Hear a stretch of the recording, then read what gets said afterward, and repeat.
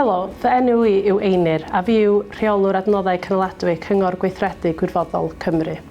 Rydym ni yn annog Llywodraeth Cymru i gyflwyno deddf partneriaeth sector gwirfoddol.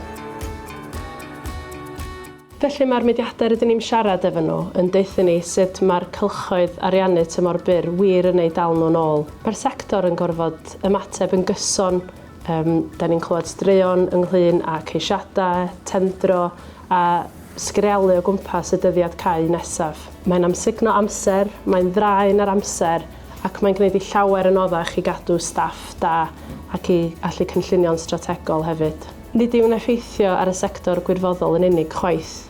Mae'n cael effaith ar weithio mewn partneriaeth go iawn gyda gwasanaethau cyhoeddus hefyd. Ond mae ffordd gwell.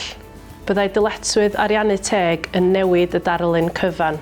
Mae'n golygu ariannu craidd aml flwyddyn sy'n wirioneddol yn cadw fyny gyda chwyddiant ac yn talu pris go iawn yr hyn mae'r mudiadau hyn yn ei wneud. Ac felly mae'n dod yn y norm yn hytrach na'r eithriad. Gyda'r cod ymarfer ariannu sydd wedi ddiweddaru tu ôl iddo, gallwn o'r diwedd ganolbwyntio ar atal, lleihau gweinyddiaeth diangen, cadw staff medrus mewn swyddi ac o'r diwedd gwneud gwahaniaeth parhaol. Mae'n bryd rhoi gorau i oroesi o gais i gais ac adeiladu rhywbeth sydd wir yn para.